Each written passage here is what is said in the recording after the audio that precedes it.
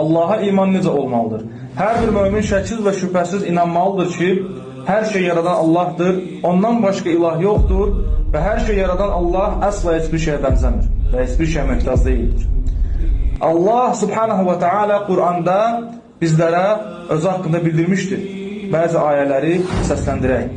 Buyurulur ki, Əl-Furqan surəsi 2-ci ayədə Bismillahirrahmanirrahim və xaləqə kullə şey.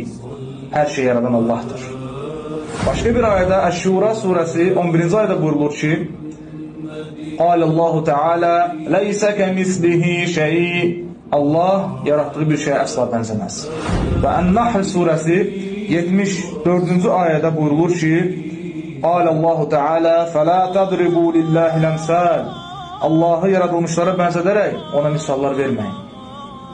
Bu ayələri oxuduqca bizlər anlayırıq ki, Allah nur deyil, zülmət deyil, bədən deyil, cisim deyil, ruh deyil, yerdə deyil, göydə deyil, ələşin üzərində də deyil.